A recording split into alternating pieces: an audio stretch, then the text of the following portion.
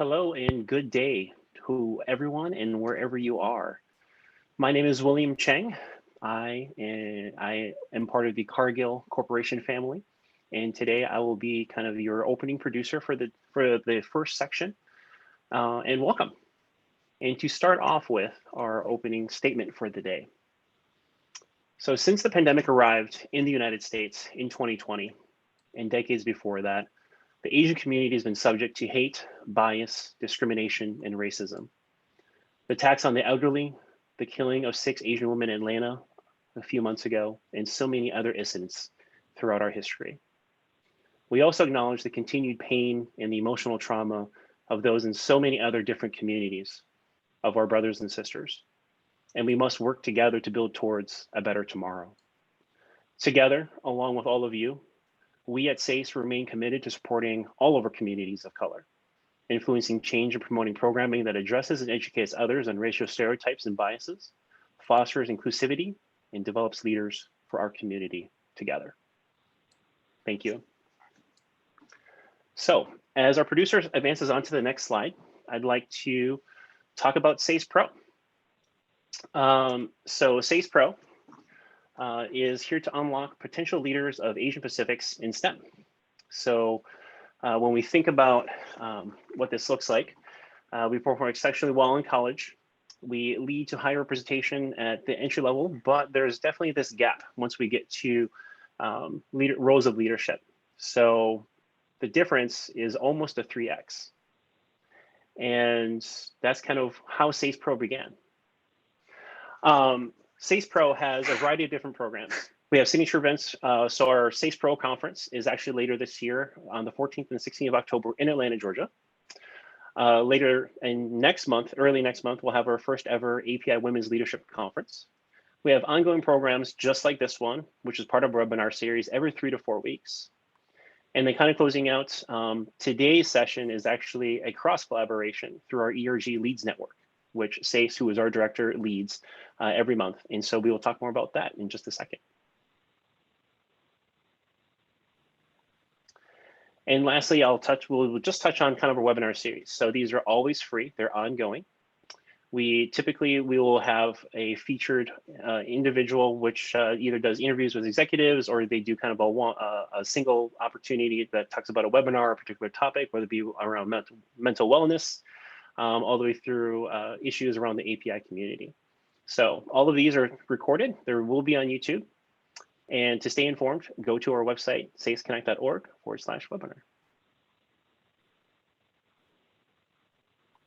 So as I alluded to earlier, today is really the first of its kind, a cross collaboration amongst 6 different companies where we are all connected through SACE, through 6 different business resource groups where we aspire to build community. We have 6 courageous storytellers today. And over the last 8 weeks and across basically 4 time zones, we have one aspiration: to have a real conversation about being Asian in the workforce today. So our program today, we'll go through some expectations. We'll go through some introductions. We'll have obviously our storytelling session with an optional Q&A towards the end. So for the moment, everyone will be on mute. The session is being recorded.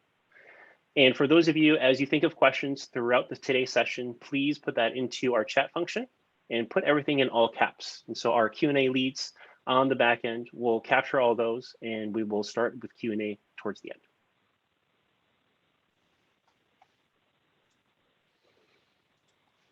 So for today's space, these are the 7 rules of the room, our safe space agreement. And I ask and welcome all of you to please adhere and acknowledge all of these agreements. We ask that you stay engaged, you experience discomfort, you speak your truth, you expect and accept non-disclosure, you maintain confidentiality, we all listen with the intent to learn, and we all together suspend judgment.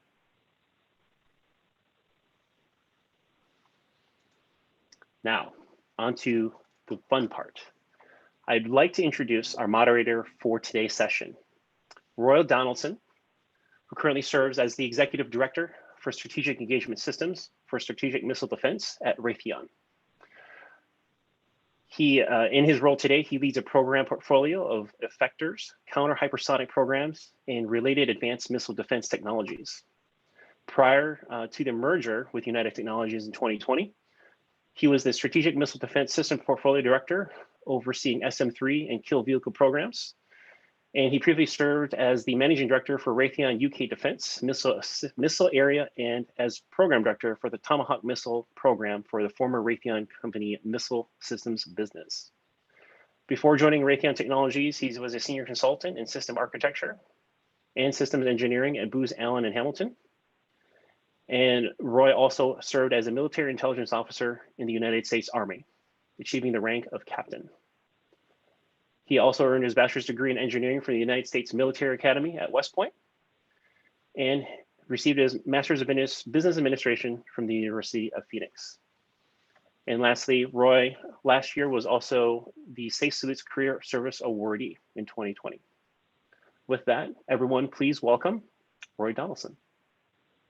Thank you very much, Will, and thank you, SACE, for hosting this event. It's just a pleasure to be here on this stage with leaders, with Asian American professionals who will share their stories.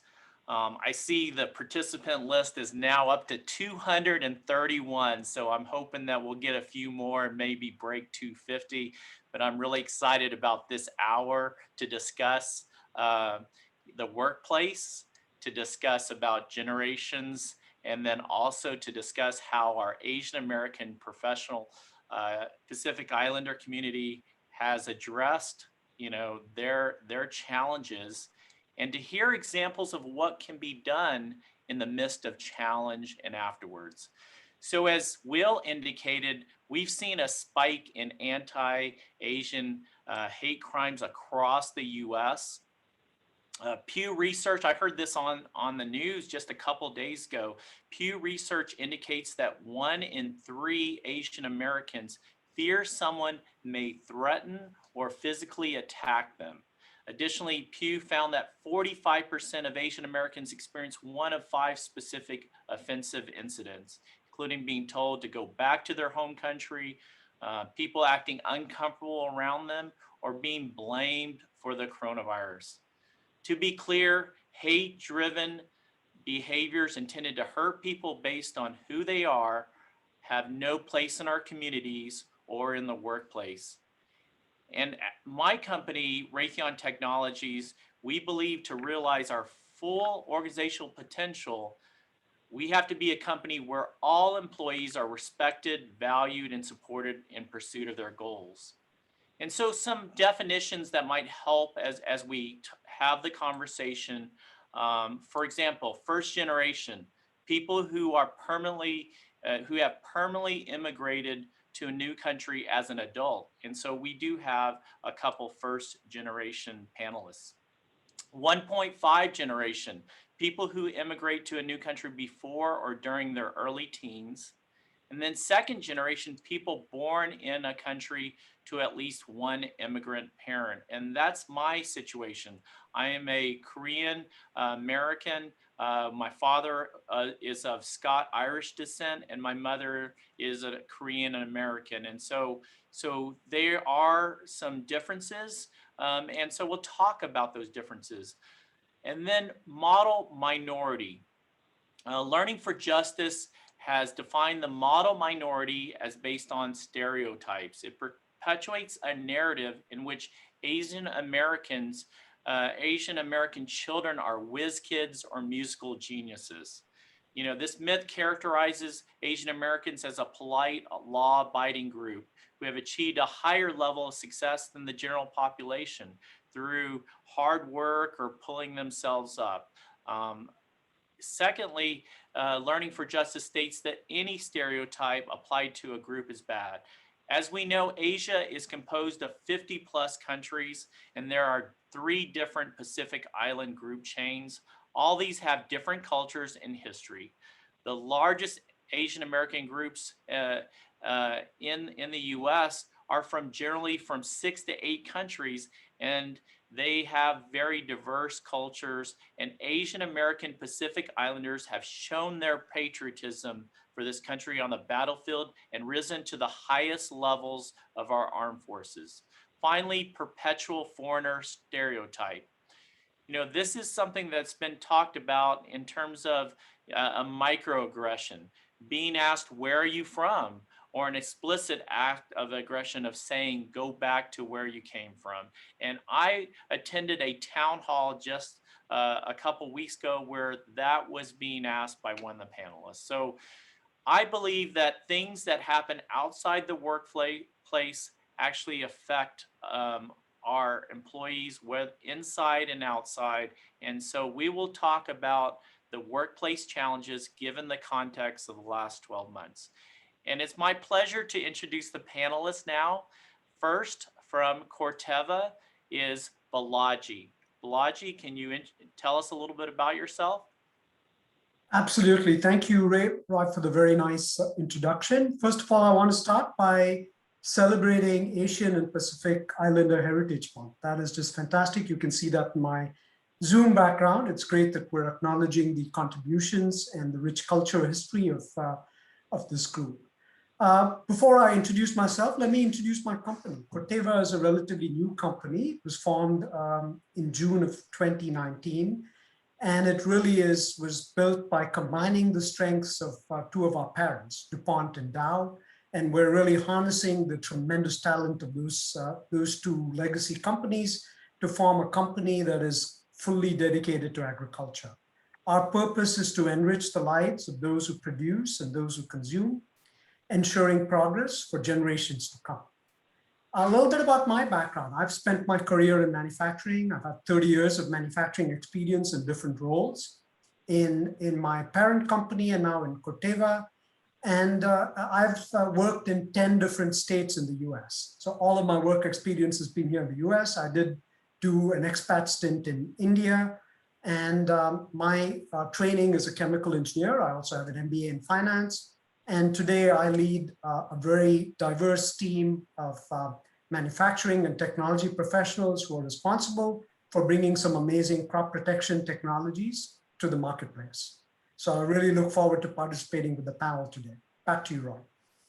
Balaji, thank you. And now I'd like to introduce Jennifer Quinn from Pratt and Whitney, another Raytheon Technologies company. Thanks, Roy. Hello, everyone. My name is Jennifer Quinn, and I've been at Pratt Whitney for 23 years. I am currently a director in the aftermarket supply chain organization. I am a second-generation Vietnamese. And thank you for having me here today. Thank you, Jennifer. Wonderful to have you. And now from Rolls-Royce, Ethan Jen. Hi, everyone. Thanks, Roy. My name is Ethan Jen. I'm originally from San Diego, California. And for my heritage, I am actually third generation. I know Roy was mentioning through the generations first, second, third, and possibly even third plus.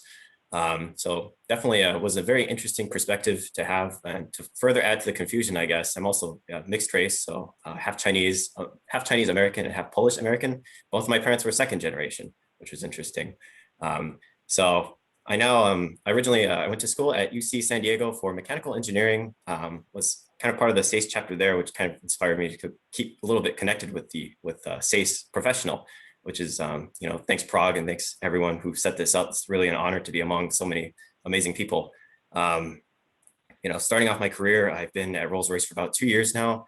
Honestly, the time has flown with COVID and the pandemic and everything. And, having a perspective of only been in the office for a couple of months before this all happened, and also getting to hear from other people as well about, what their experiences were, when we were from a different time when it was more common to go into the office. Definitely, I think it'll be very interesting. So thanks again, and looking forward to hearing everyone's stories.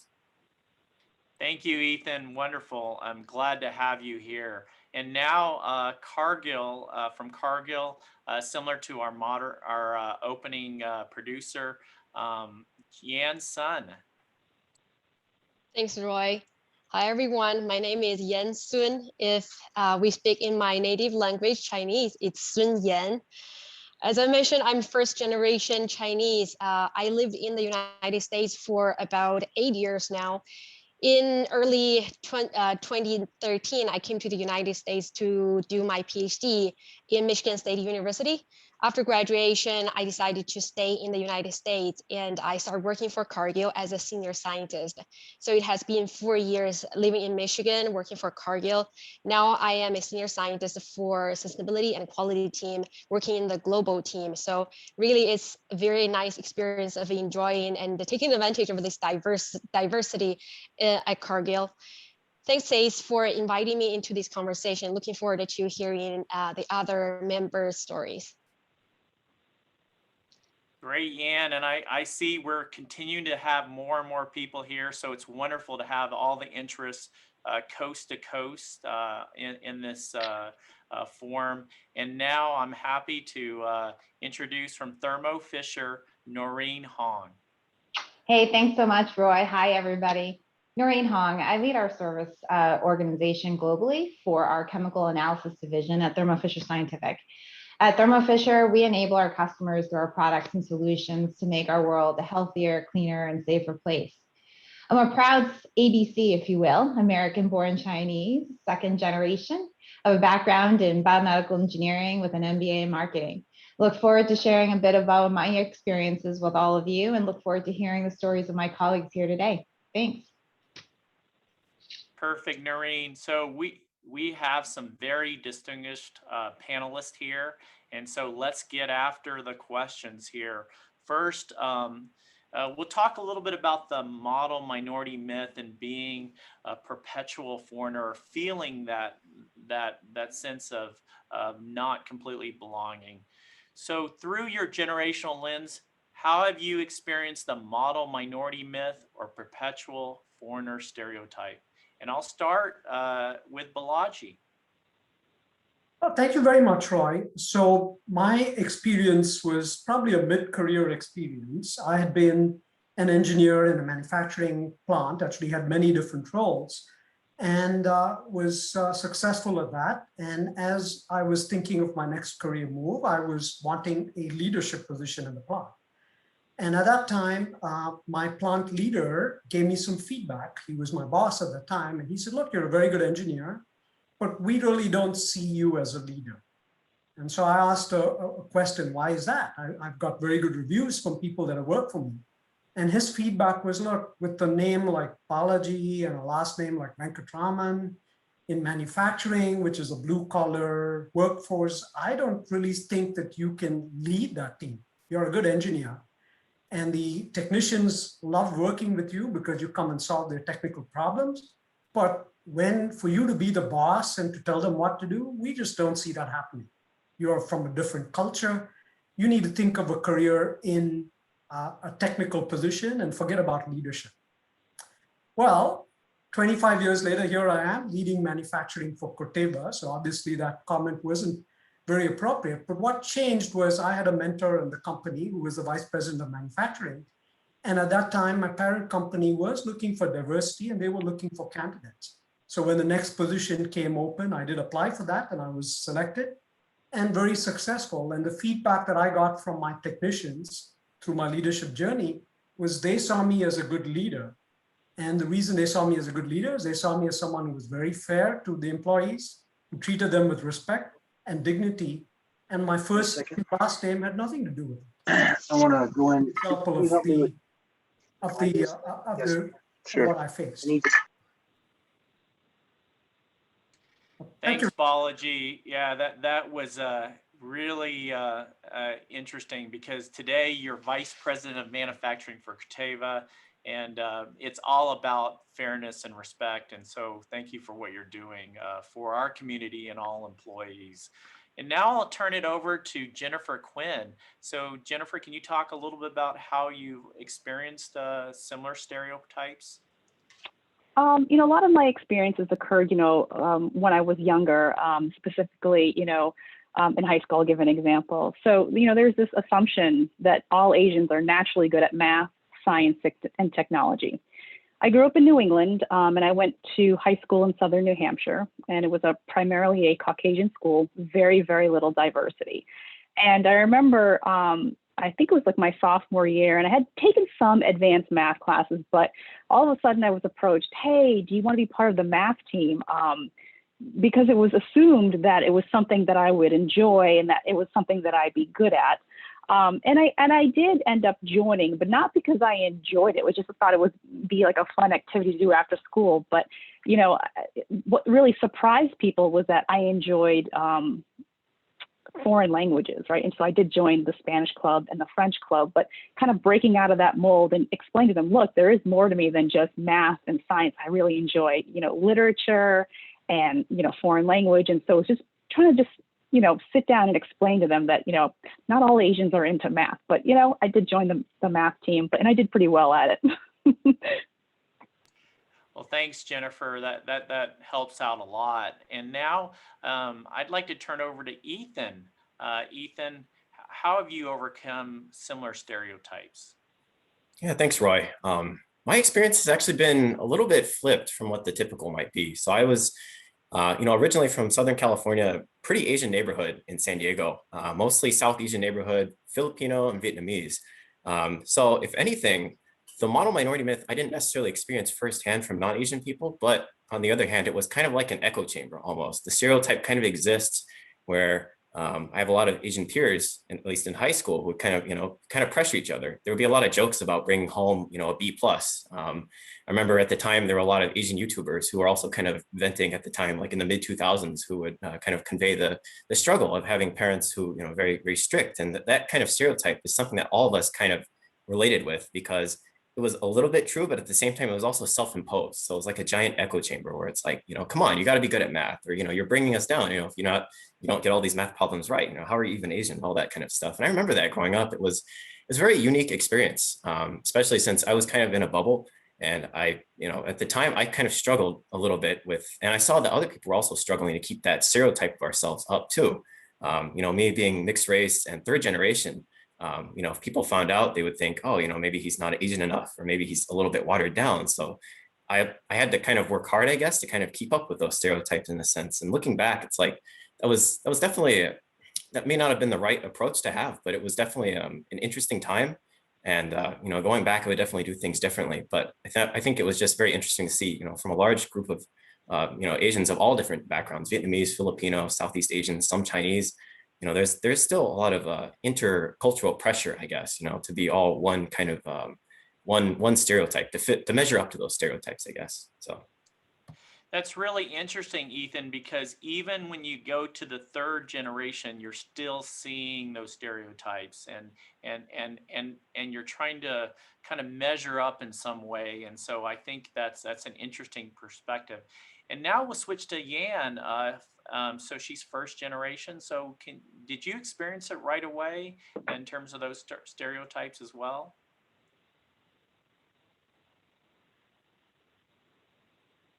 Yan, I think we can't hear you. Go ahead. Yan?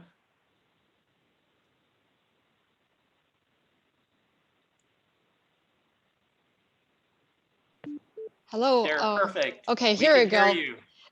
Thank you. Somehow I couldn't unmute myself. Sorry about that. So in terms of model minority, I think I did do some Googling trying to figure out, okay, what is considered as model minority? And in there's image of being docile, submissive, obedient, and I think that's what I have experienced. When I just joined my Ph.D. program, I was seen as a figure of like really mellow and submissive and hardworking. So often that I was asked to help out with other people's research, even though it's holiday, all the American students, they're back to celebrate holidays with their friends and families, and I had to stay, or I was considered, oh yeah, Yan will stay here, and so I had to help out with the research. And there was one time or a few times that I had no driver license, I had no car. I was still in the process of getting those car and driver license, but I was asked to sign up to help with farm sample collection at 1 a.m. And I had to borrow a bike to the farm at 1 a.m. for 30 minutes. I have to say that another experience is when we prepare presentations to go to a conference to present, all the other students were presentation were reviewed and were given suggestions. However, when it was my turn, I was told, hey, we didn't have time anymore. When I asked why I was the last one and didn't give enough feedback, and I was called feisty. So I would just say that those things looks like small and feels like small. However, gradually it really hurt my confidence and it hurt my self-image about who I am and if I'm really capable of doing different things. So I would say that bias and a stereotype is really something that we need to be more careful about and to speak up for. That's really great, Yan. I mean, that really kind of hit with me is that, you know, those little microaggressions, those little things in the workplace really hurt your self-confidence and your image and can make the difference for a lot of people. So something to kind of remind ourselves throughout the workplace. And so Noreen, you know, you're second generation. Can you talk a little bit about how you've overcome the same biases? Yeah, I would say it sounds like a little bit of a mix of what Jennifer and Balaji experienced, right? So I think I've seen a lot of this growing up, right? Both my parents were first generation here. They had an education and whatnot, but very difficult getting a job of a certain title and whatnot, right? So I think you kind of walk into having that in the back of your mind and set with morals and being grown up in that environment. When I had to look up what does model minority myth really mean, or perpetual foreigner stereotype, and recognize, I'm like, oh, that's actually how I was raised. So in some ways, I'm like, I kind of fit that whole stereotype. That is true.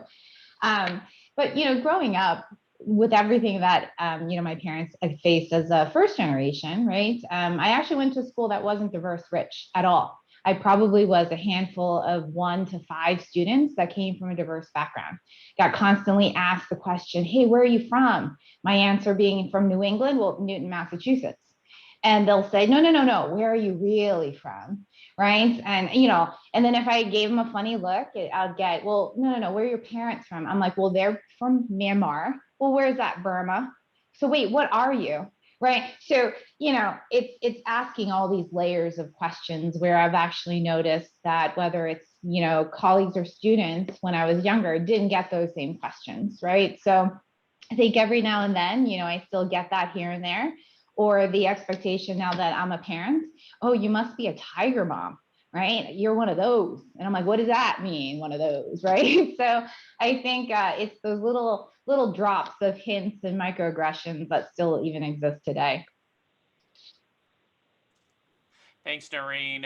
So we've kind of talked about those stereotypes that really kind of help you know, come up as you're growing up.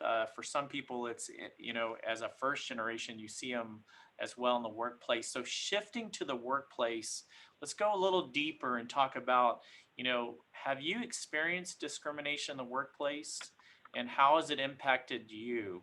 And so I'll go back to Balaji. We heard the story about, you know, he's not a leader and he has a different culture, but are there other instances or examples, Balaji, that you can talk about? Yeah, absolutely. I mean, there's a lot of microaggression that I've faced, all the way down from any food habits, any food that you bring. People ask you questions: is that really edible? That smells funny. Why are you eating something like that? If there's a curry that we bring in, which has certainly a distinct aroma and flavor with that, you get questions about that. So those were questions that come up.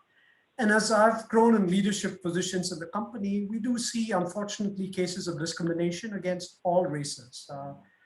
Against Black Americans, it's very unfortunate. And as a company, we've taken a very strong position against that when we see it. And for me as a leader, there's nothing that makes me more angry than to see discrimination. I've told my teams many times that I have zero tolerance when it comes to discrimination or respect and responsibility violations. Simply zero tolerance for that. But the microaggressions, I think, are particularly challenging for Asians, and the stereotyping, right? You can't be a leader. Well, we're not sure if we want to put you in front of a customer. There's a big conference. We may want to get a quote unquote American to come and do the presentation because we don't want you representing us. Sometimes those are the kinds of things that you get. Balaji, so how did you adjust?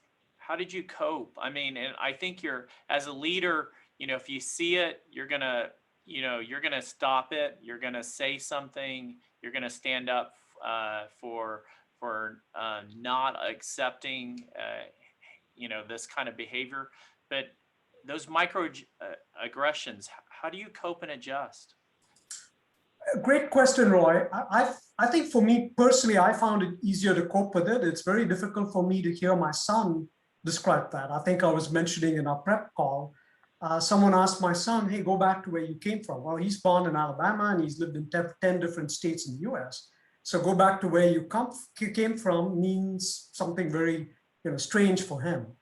As a leader in the company, it's really setting a very high standard and making sure that we enforce that standard very diligently, but also changing hearts and minds. After the George Floyd murder, we had a number of ID&E listening sessions in the company. And after the recent horrific events of violence against Asians, we had leadership from the company, including myself, have listening sessions with the employees. And when you listen to the challenges that our employees are facing, whether it's discrimination, hostility towards our Black colleagues, or some of the challenges our Asian colleagues have faced, and you can't leave those meetings without a tear in your eye, without your heart opening up to the concerns that people feel. Our HR and diversity leader, she actually had tears in her eyes when she was describing the anger she feels when someone says, go back to where you came from. So that is, I think, a very powerful symbol that my company has taken when it comes to ID. And what we have done is to change the way we're using terminology, which is to not just talk about inclusion and diversity, but a very important piece that has been neglected, which is equity. So the way we describe it in Corteva is inclusion, diversity, and equity, because the equity part, I believe, has been neglected for a while and is very important, particularly when we're addressing some of the vestiges of historical racism against our Black colleagues. Thanks, Balaji.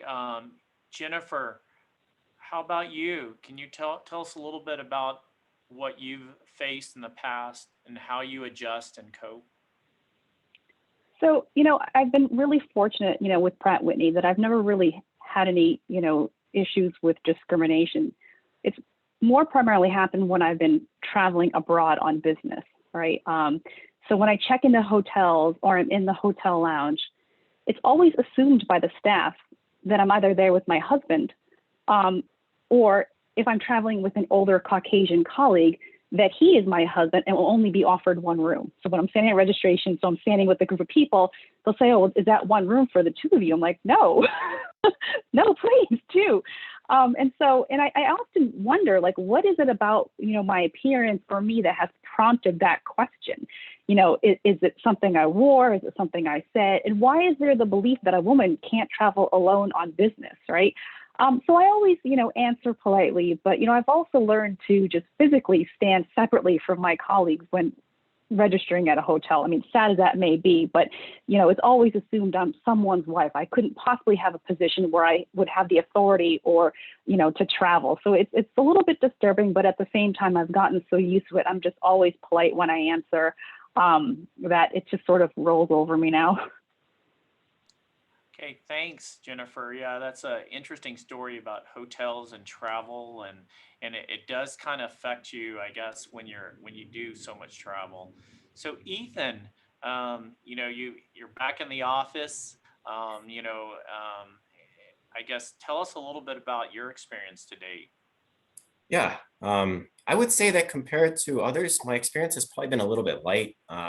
Being in the workforce for about 2 years, fortunately, the group that I work with, very understanding. My manager is very understanding, and he would not tolerate any sort of comments like that.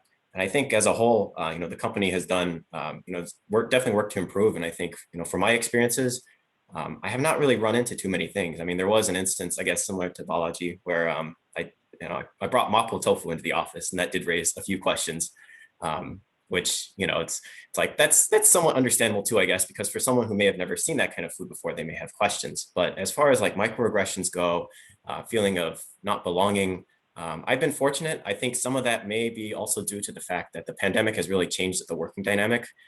So for me, I've only been in the office for about maybe half of the 2 years that I worked at Rolls-Royce, if not less. And that kind of changes the way that people see me, because people sometimes don't see me. They hear my voice on a call or whatever, and the dynamic is different. So I will say that in the time I've been in the office, I've been really lucky and fortunate to work with people who are very understanding, and if anything, are looking to kind of prepare me to take more responsibilities and advance a little bit upward. So I'd say the people around me have been very good. I've been very lucky. Maybe it's a bubble thing. Maybe it's not. But I think as a whole, if I were to go to a different group too, I'd probably expect similar type of thing. So I'd say I've been fortunate probably for this answer. Well, that's good to hear. Yan, how about you? You talked about how people have called you feisty. So, how have you coped? Honestly, I was I was quiet, and for different reasons. First thing is I enjoy harmony. I didn't like confronting with people, and also I like helping people, so I really didn't mind to do all those farm sampling at midnight or so. And so I really didn't say anything. And also when my confidence was really hurt, it's hard for me to fight back as well. And my language could be a barrier as well when I'm nervous and when I was emotional. So my language skill is not as good as maybe where I am right now. I would just say that sometimes, like during the workspace, some stereotype or bias may not be intentional. Give an example. One of my colleagues, she had these in intensity of. She would put her hand in front of me to stop me from talking, or she would criticize my work. Her intention is to help me improve my skill. However, there's no perfect solution, right? There's always something to improve on. So gradually my confidence was even get hurt more. I start questioning myself until one day I realized this is not good and I have to speak up for myself. So I confronted her. It's actually a great thing that I have done, because after talking to her, we are still friends, we are still good colleagues, and she respected my my feeling and my response. So it not only we get closer, but also it boosts my confidence.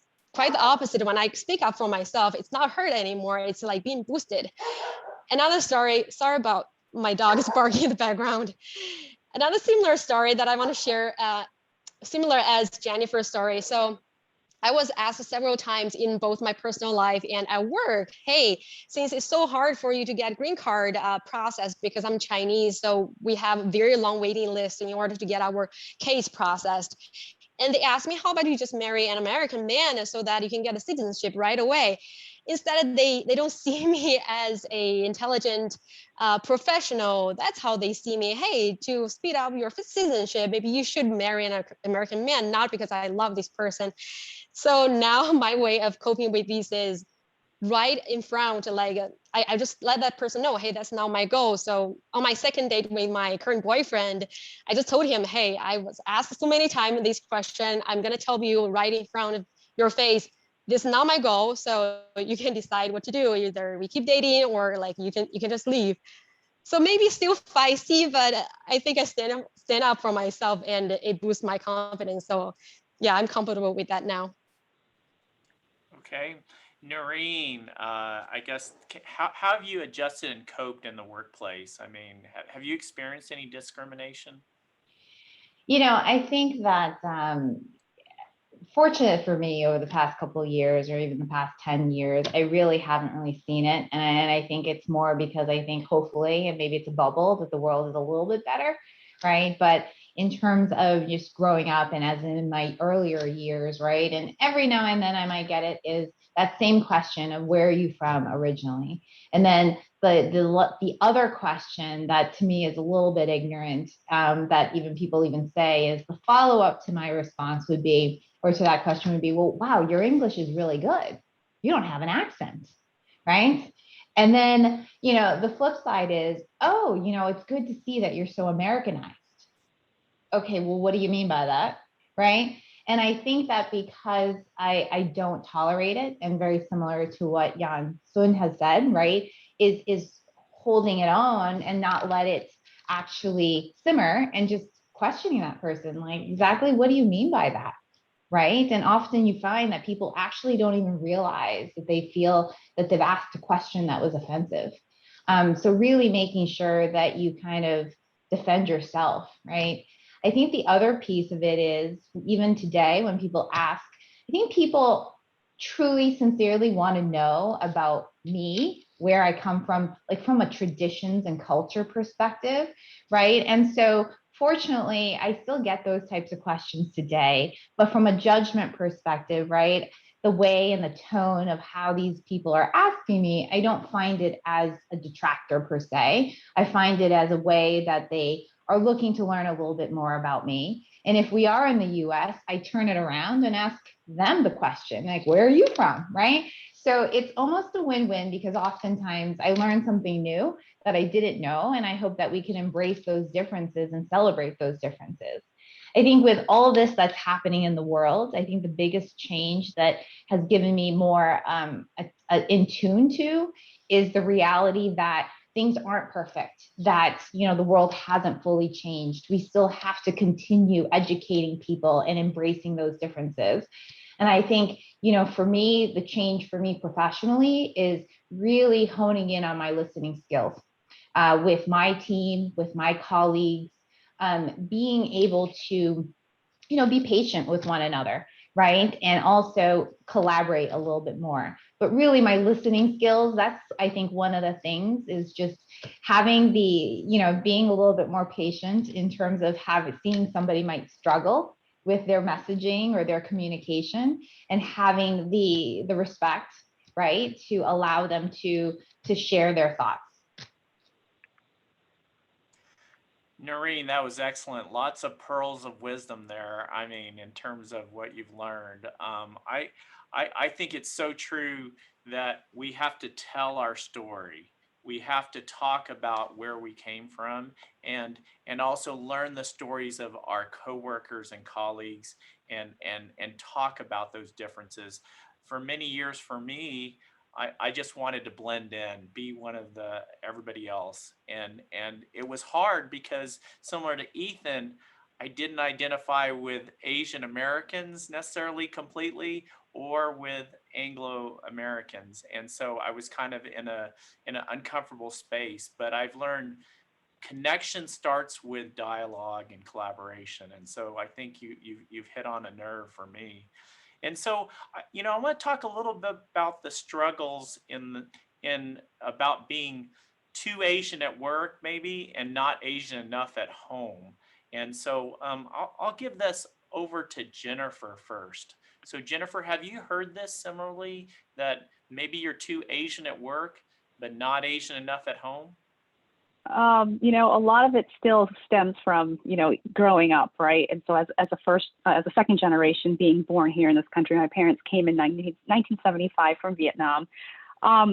You know, it was more of not being Asian enough for my extended family, I think, was really the biggest issue growing up. So it started with the fact that I have an English first name, right? So I was born in the mid-70s, and my mom purposely named me Jennifer to avoid any mispronunciations and any potential bullying from others, right? There was also this expectation growing up that I would go to college while living at home, right? Because, you know, growing up in the 90s, it was, you're going to go off and go to school. That's what everybody else's dream was. But Jennifer, you know, you're Vietnamese. You need to live at home until, you know, you need to live at home until basically you're married. And so, you know, because that's the way it was in Vietnam. But we were no longer in Vietnam, and my mom recognized that, right? So, you know, my grandparents and most of my extended family thought, one, my mom was crazy, right? But my mom realized that there was just no way that she could force me to like live at home. I would just rebel. Second, and that I would never find success, or more importantly, a suitable husband, because I was allowed to lead what was considered a wild life, right? Because who knows what you're doing at college? You know, you're probably doing all these wild things. And yeah, I probably was, but, you know, I didn't tell them that. But, you know, for my grandmother, it was so hard for her, because she's like, how could you let her leave? Like, she doesn't have all the skills. She can't cook. And so I always used to tell my grandma, well, I'll just marry someone that I can cook. So when I brought home my fiance, and she said to me, so, well, can he cook? I said, well, of course. I made sure that he could cook.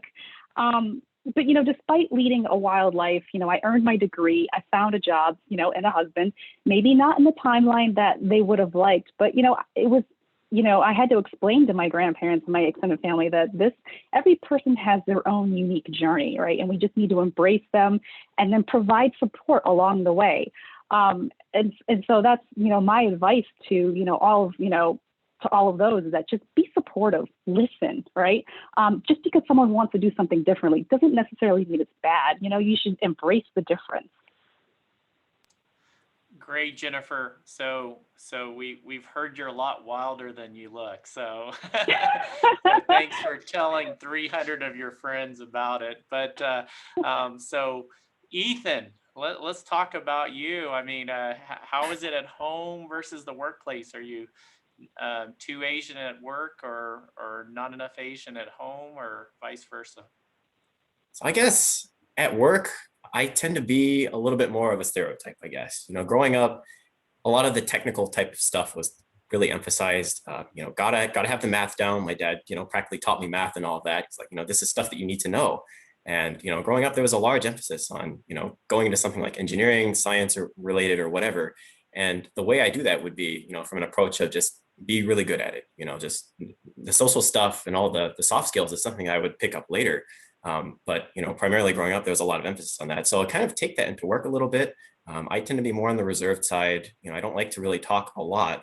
And I guess, speaking for in front of a panel is honestly something I never really thought I would be doing in the past. So it's really, it's interesting. So maybe I'm having like a little internal battle, maybe, between my Asian side and my non-Asian side, where it's like, one is, they're kind of at odds with each other sometimes, but basically, I guess I would say for a workplace, I tend to be of the type that, I like to get the work done. That's where I feel most comfortable right now. So it's kind of a development opportunity for me going forward to go beyond that.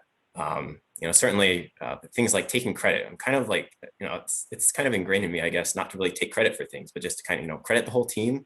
And it's just stuff I don't really tend to gravitate towards, like, being very, outwardly social at times. And, confrontations are another thing that I really, there's always something for me to develop on, basically.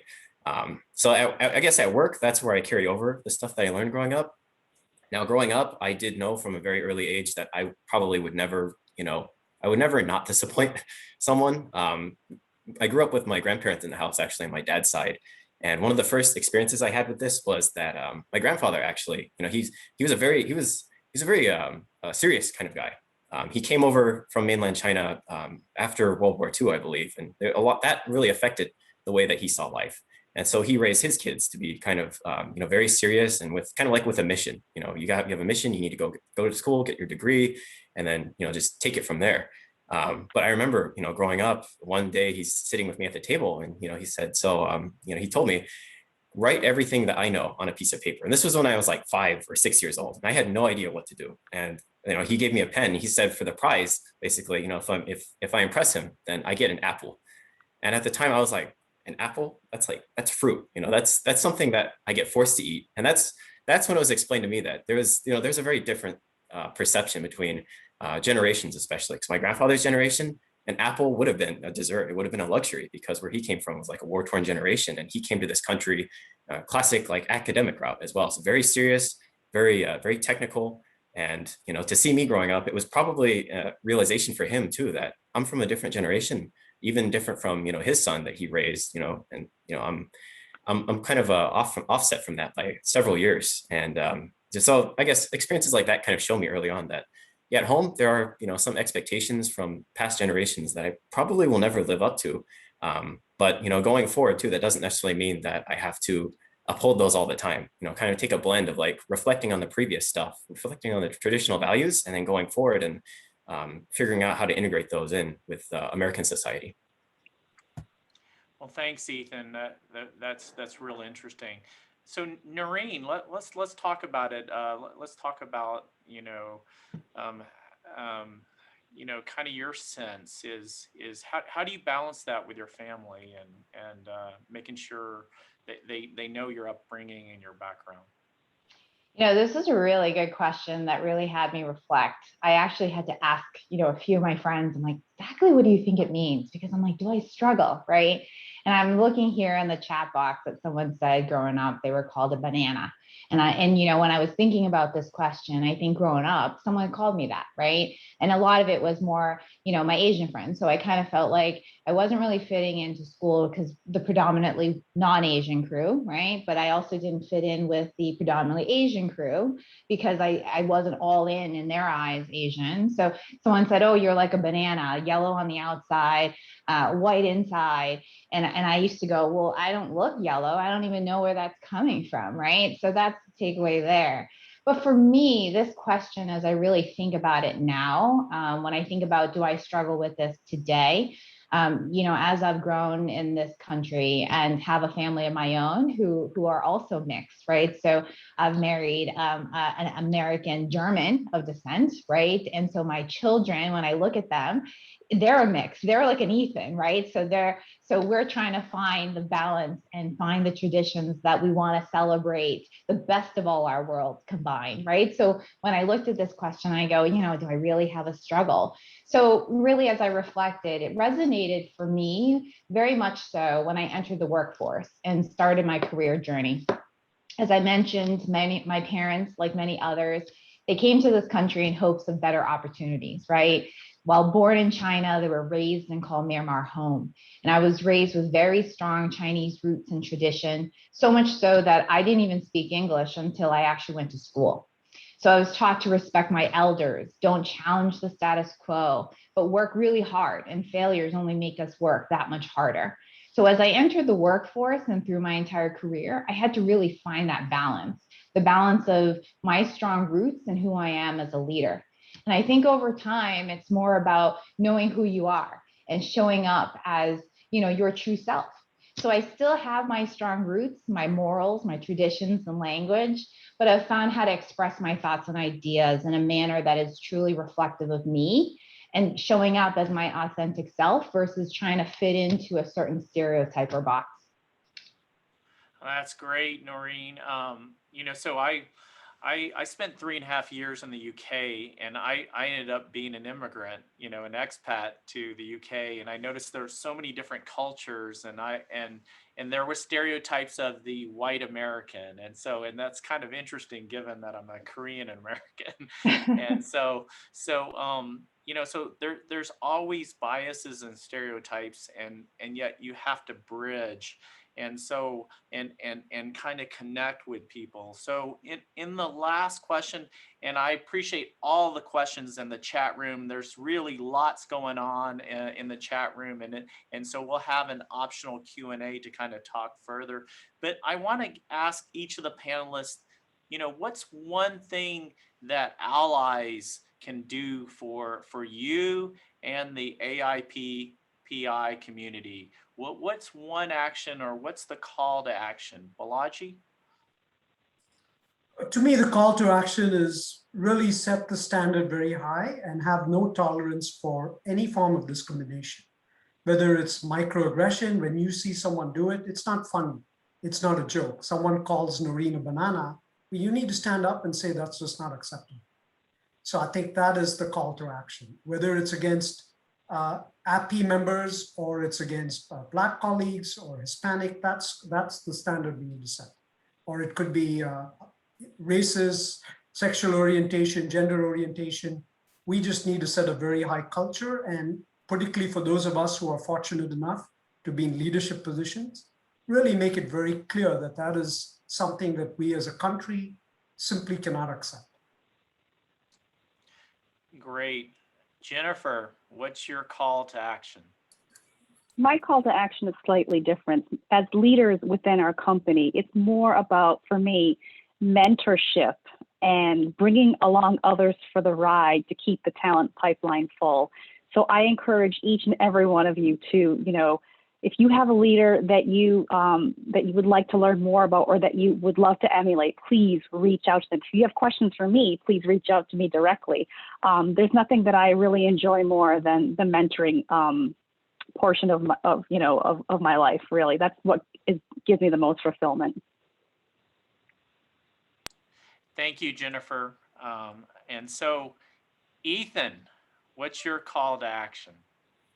Yeah, really like Jennifer's answer, and I think I think my call to action would probably tie in with what Noreen was saying earlier about just kind of having like a communication bridge, listening and understanding first. I guess I would ask that for people who don't necessarily understand the issues that Asians have, because I know a lot of questions have come up over, especially with the recent events, the violence against Asian Americans, and people of non-Asian descent, have asked me before, what do you feel about this? And, do you really think it's necessary to have a movement to kind of bring a viewpoint to these kinds of things, or to, I'm looking for the word, bring enlightenment to these kinds of things? And, my answer would be basically for someone who's non-Asian, there's no way that they can really understand what that's like unless they kind of listen to the viewpoint of those who are Asian, who go through those experiences on a daily basis. And that's kind of why I like the idea of what this panel is really starting to do, is kind of bring those experiences to light. So I guess I would ask that, both Asian and non-Asian definitely just take a listen to what people have had to experience, because some of those experiences would probably, get everyone pretty shocked. And I was kind of shocked hearing some of the experiences here already. So I just think that not necessarily talking over someone and saying, well, it's all in your head, or, the stuff that you're experiencing is not real, or it's not really a big deal compared to, to what other people experience. And that's not necessarily true, because all of these experiences for us are cumulative, and they kind of build up to who we are eventually as time goes on. So I think just listening and just being ready to accept the fact that, there are other viewpoints out there, and some of us, have really, really strong points regardless of where we come from. Thank you, Ethan. I can. You're going to be a superstar if you're not already in your workplace. So thanks for those comments. Yan. I have to say that I do have the privilege of working for a global company at Cargill, and also in a global team. So actually my colleagues, they're literally from everywhere in North America, South America, Africa, Europe, Asia, different countries, you name it.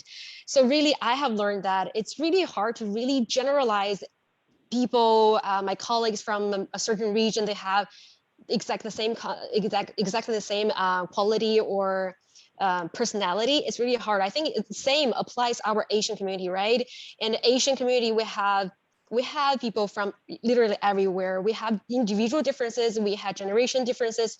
We have differences depends on where you grow up, even in the state, in the United States. So I would say that if I wanted to call for ally, what they can do for us and for each other is really to be empathetic and listen to each other's stories, similar as what Ethan has said, and to be vulnerable with each other. I believe that everyone, we have our individual challenges as well, right? So when you're vulnerable with the other people from the other culture, or grew up with in another culture, they can be more vulnerable to share their own story, to share their pain, to share what they have experienced. Exactly the same as what Ethan has said. One person experienced something doesn't mean that it's really only in that person's mind. It may be something like slowly already eating them up, or eating a group of people having a negative impact on them. So just to have open mind, to listen, and also to support each other, right? Our allies support us, we will support our ally as well. Thanks, Yan. Noreen. I would say just listen, right? And the willingness to share your stories, and asking individuals about their stories. And I think also just being patient with one another. I think that as I've grown in my career, mentored several people and colleagues, I think a lot of them, especially women, Asian women leaders, I found that sharing my story has really helped, because you recognize that we've all had little pieces of these microaggressions and obstacles of where we got there. But if we don't talk about it, address it, and share those tactics with one another, we're never going to change it, right? So we should, teach one another and really progress, and hopefully, we'll make some improvements, every day. Thanks, Noreen. I want to thank all the panelists. Thanks, Sace. You think about these closing thoughts from each of these panelists. It's all about making sure you take a stand, not accepting or tolerating things that are happening. Mentorship, offering a communication bridge to people, listening first, being empathetic and vulnerable, and finally sharing our tactics and teaching each other the tactics in order to progress as a country, as companies. And so this has been a great conversation. You don't want to leave for the optional Q&A, and I'll turn it back over to Will and group. Wow, thank you. Thank you, everyone. Wow, it's I furiously in the background have been taking notes and little nuggets and just taking and soaking in everything that has really been talked about for the last hour. And so first, before we depart, at least this more formal hour here. So thank you to you, Roy, for being our wonderful moderator for today. Ethan, Noreen, Balaji, Jennifer, and Jensen, for all of your inspirational quotes and nuggets and sharing all of your stories with everybody today. So thank you. So as Roy had alluded to, there is an optional Q&A that is going to start right after I'm done talking. So if you have time and your calendar allows, please stay for that. That'll be for the next 30 minutes. Within Zoom, Jessica, our technical producer, is going to push a poll. So I ask that all of you take the quick poll. It's just a few short questions. And alrighty, the last few items we have a couple more events throughout Asian Heritage Month. So next week, I believe, Bystander Intervention, the 20th, is the Her Story, strengthened from our lived experiences. And then the last one is the end of the month in partnership with NAP, CAPAW, and OCA with Times Kid of the Year. So for more information, go and register at the link below, saceconnect.org/APAHM 2021. Next month, June 11th, we will have our first API Women's Leadership Conference, being generously sponsored by Northrop Grumman, Verizon, and Lockheed Martin. Same place, go to saceconnect.org/pro women 2021 for more information. And to close us out before we get to our formal Q&A or the optional Q&A here at the end, thank you to all of you for joining us today on this wonderful panel webinar co-produced by all over 6 companies. To learn more about us here at SACE, those are the 3 different ways you can engage with us at our website, our LinkedIn profile, and our Facebook group. Sorry, site, not group. So follow us there to get alerts and everything that kind of pop up for general inquiries and SACE Pro inquiries. Everything is there below. Alrighty. So as those who are going to continue to remain, we will continue on with our optional Q&A. We do have some Q&A questions on the back end that we've been collecting between myself, Parag, and Jessica. And for those of you who are going to remain on, as directed before, type question in all caps, followed by your question. And if you choose to yell your question in all caps, that is totally fine. We will not be offended. So, Hey, Roy, Will? Yes, sir. Will, I know you, I want to get to this one. This one I think was a tough one.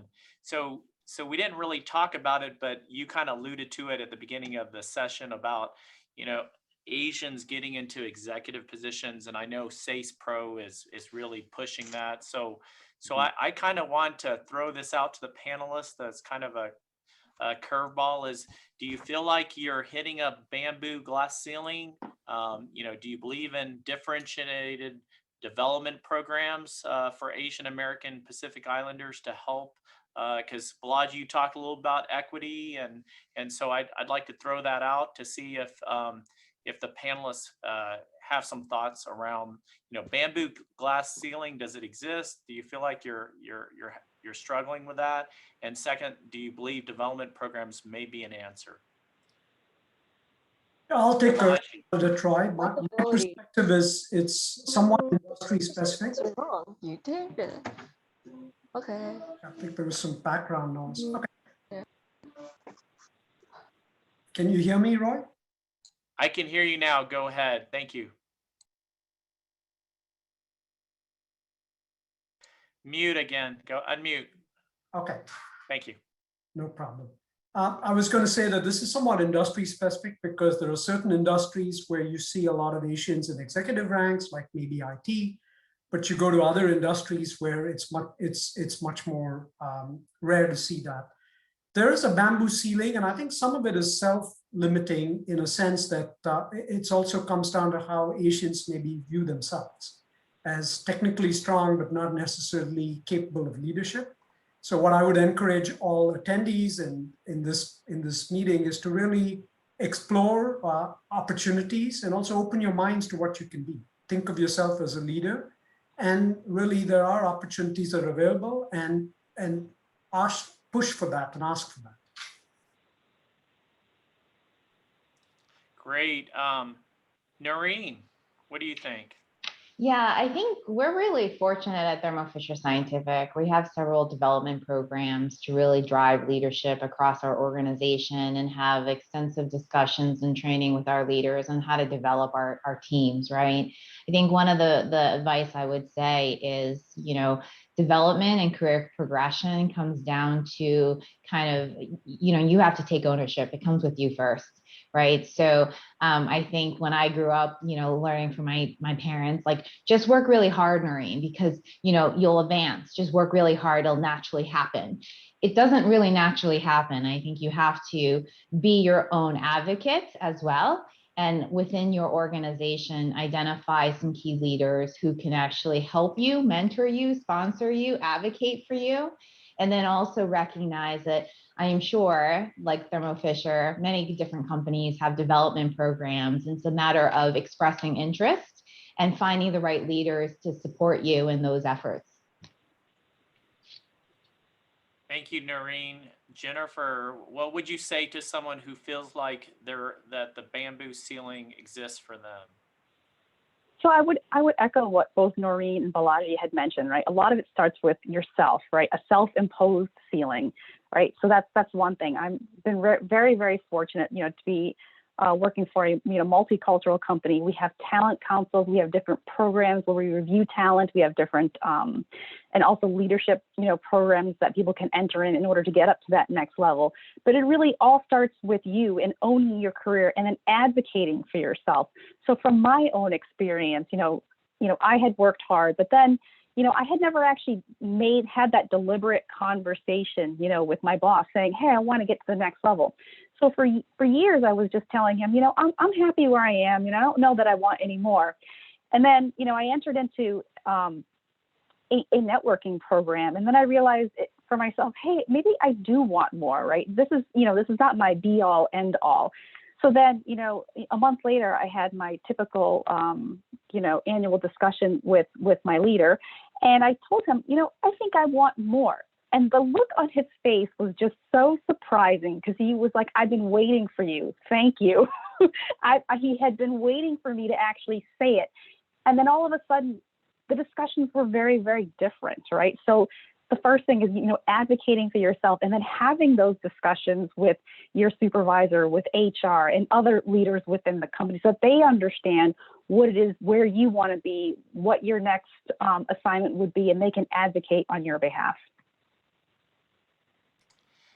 Thank you. So we've talked a little bit about the bamboo glass ceiling, and then we got a question that's kind of interesting.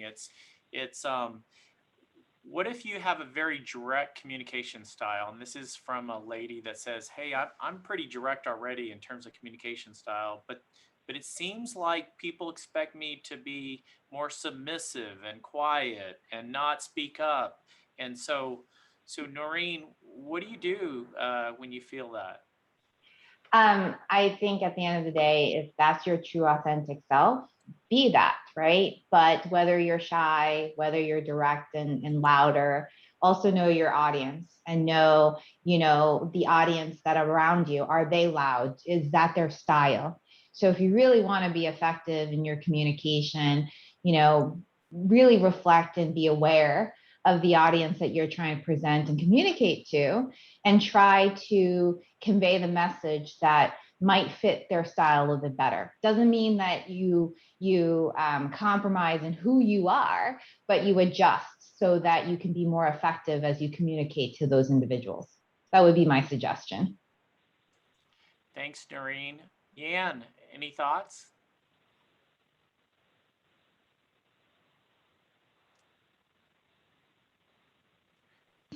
Okay, here we go.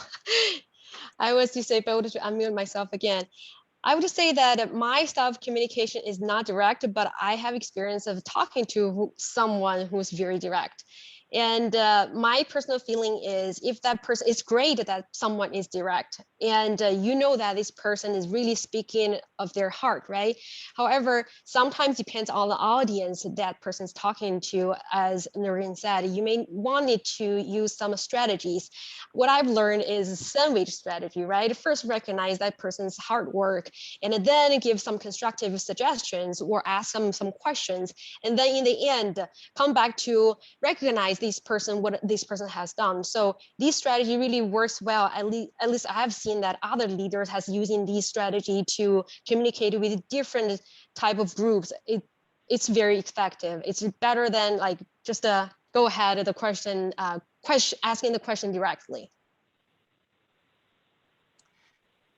Thanks, Yan. So here's a question that's really different. So how have you dealt with other minority races taking advantage of you, your work, and mannerisms? I've dealt with this throughout my career, and it's exhausting to deal with. It's a very interesting question. Anyone experienced something like that?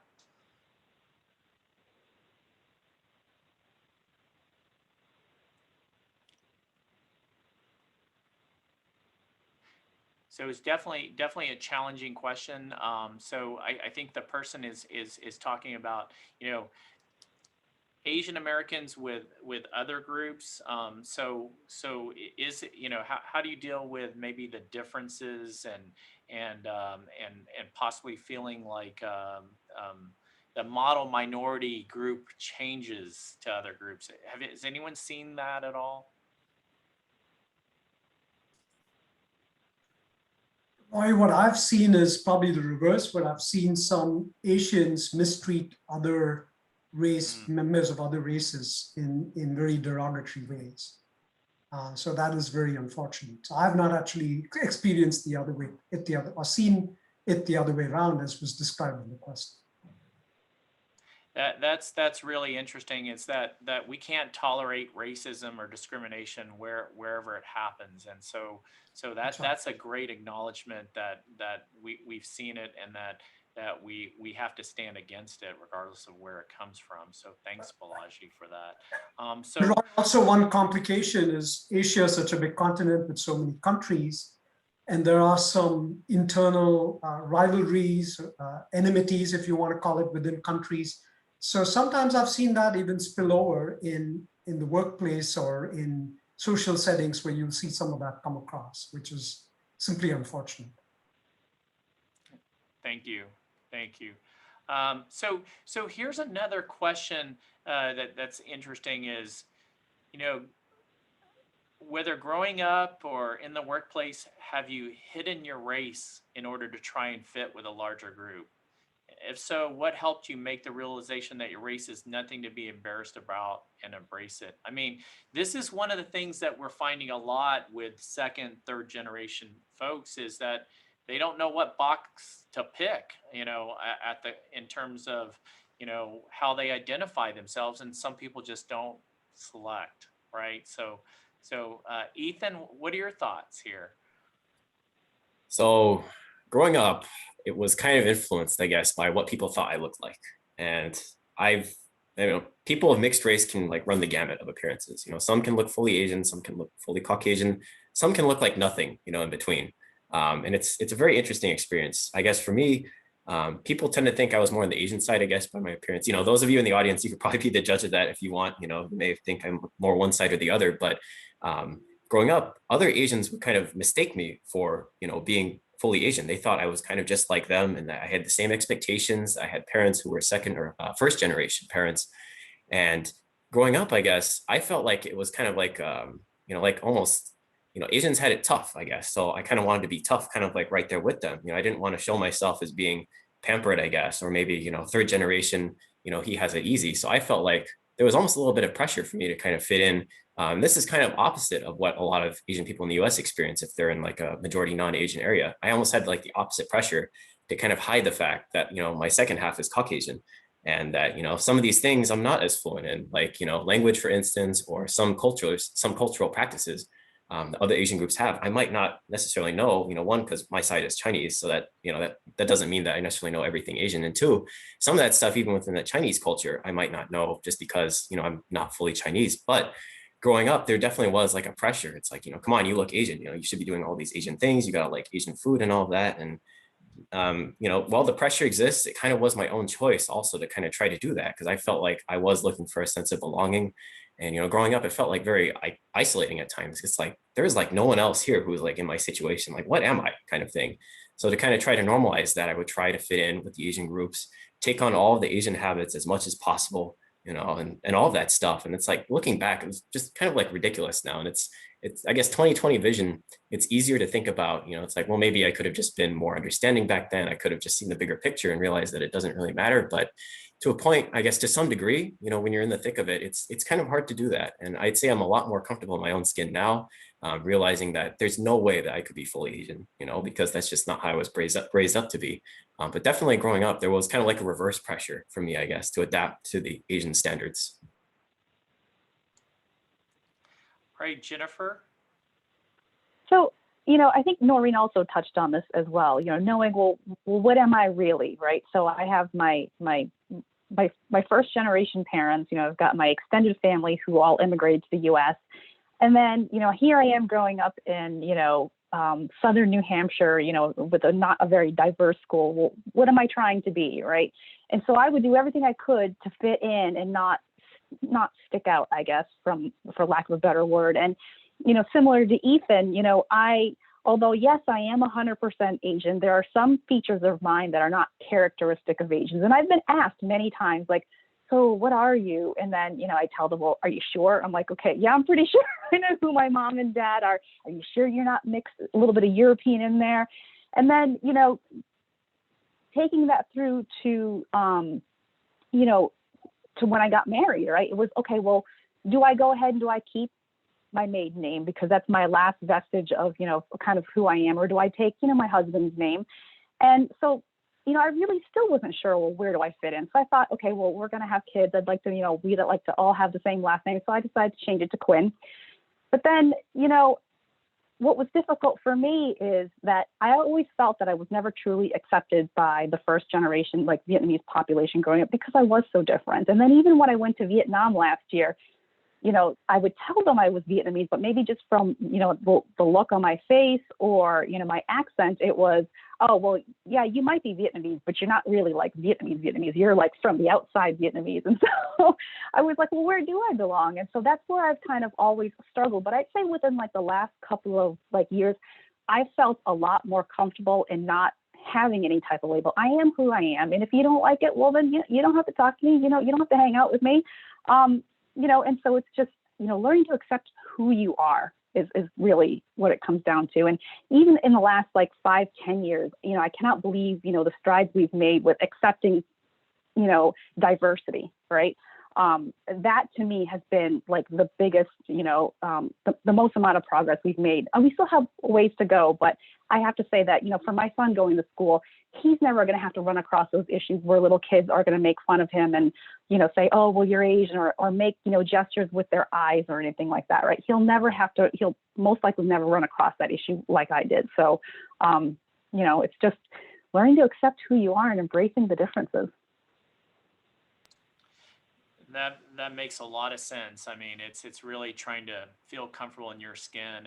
And I've had people who are mixed races, and they say, hey, I'm 100% Korean and 100% Anglo, that's who I am. It's not about 50-50 or because you don't know, but you're the best of both worlds. And so, and for some of us, it's 3 or 4 more, different types. And so really is something for all of us.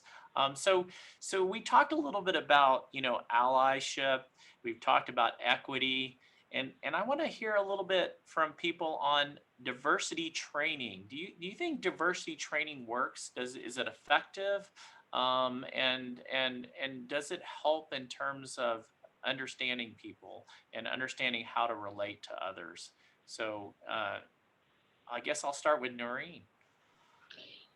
I think I had a healthy debate with a colleague of mine a couple of weeks ago about whether or not conducting service training or product training was meaningful, right? And I allude this to the same thing about diversity training. I think training is as good as what we actually make of it after, right? Do we continue the learning after the 45-minute session or the 1-hour session? So I think the training portion is helpful, at least it was for me, because quite frankly, okay, oh, you're Asian already. Do you need diversity training? Yes, I do, probably, right? So I sit there and I read it. There's pieces I think about inclusion. I think that the world has been really good and progressive in terms of understanding diversity, but are we actually as leaders actioning on the inclusion piece and really embracing those differences into our teams, right? And I think there's little pieces of microaggression, or there's just, I wouldn't even call it aggression. It's just little nuances that we all probably do that we probably don't even know that we do, whether it's, their unbiases that comes out, right? Whether it's hiring somebody or judging somebody from a talent perspective. But I think as leaders, we need to continue that training ongoing.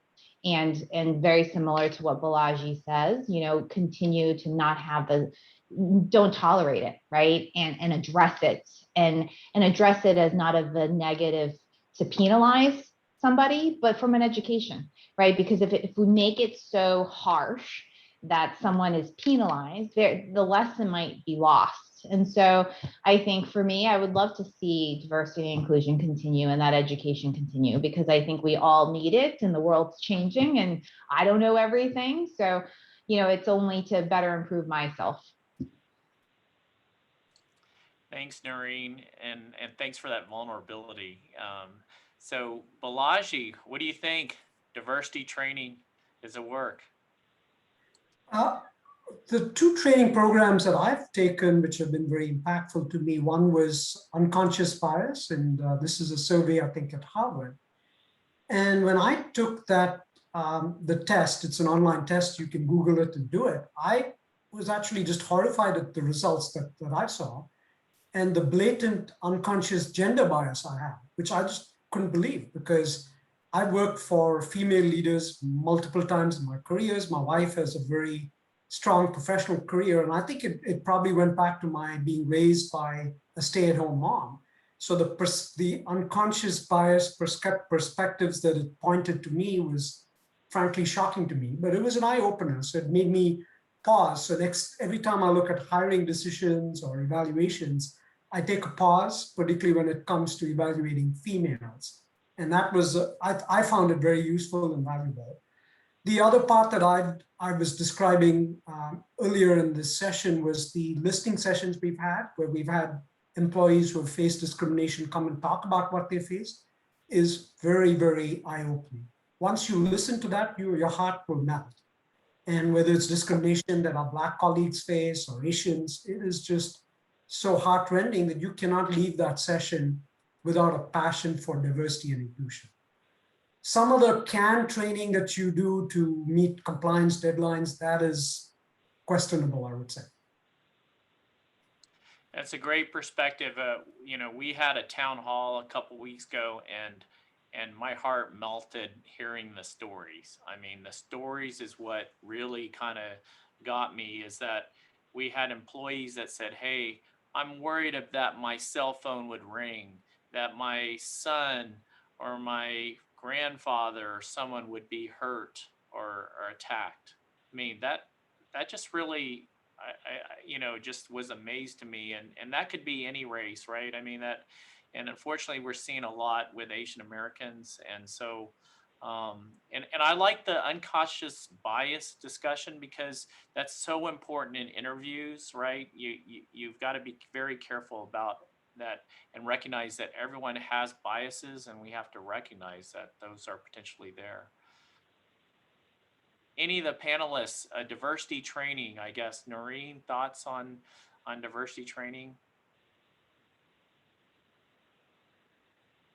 Meaning, yeah, I saw some questions about diversity training. Should it be required? I think we treat diversity like ethics training. And like Balaji said, you can go through the course and hopefully, we step up and and take that as an action, right? Call out the ones that are not being as embracive and inclusive as possible. But I think that just having training to have and not action and follow it up probably is probably a waste of time. So, I think we have to, ensure that our leaders and our managers and teams are taking the lessons and actioning it in the real world.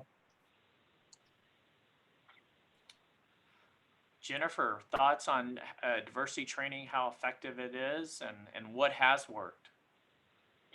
I mean, it all comes down to taking action and implementation, right? I mean, it's just like, all the college courses that you learned, right? Are you really going to remember all your, thermodynamics unless you practice it, right? And so ensuring that you always have that, refresh and any additional learnings you can take, because, Balaji mentioned the stuff that comes out from a corporate point of view is really only scratching the surface. It's really about, reading the news on what's going out there, reading books and articles, and then having those hard discussions, right? That's where you're putting it in practice, making yourself vulnerable and having these discussions. I think that's where the value is. It's not so much the class itself, it's what you do with it afterwards, really is where the value is. Great. Ethan and Yan, I want to offer you, I guess, Ethan, have you had much diversity training? Do you think it works? I believe we're actually in the process of implementing that within this year. There's like a first round of that will be going on. So I think my intuition with that would be, as far as if it works, kind of like what Jennifer was saying, if you really, Jennifer and Noreen, I guess, with the opinion of, if you really kind of attach some stories to it, instead of just having it be something that you like check a few boxes after, watching a screen or something and watching a video and then you're good to go. And what you do afterwards with it definitely speaks volumes, and attaching the experiences of those, who actively work with others, in the teams. Like, for instance, if there's someone on your team who's Asian who has these fears that their kid may experience problems at school because of the COVID pandemic, that affects them. That affects how they work. And that affects, what might be going through their head on a daily basis and what they focus on. So having that kind of training for awareness, I think that can be pretty valuable, at least, and even for ourselves too, to go through that, to understand like what each other has to go through among all races in the workplace, to see that, we have a common goal, and, we'd like to get there.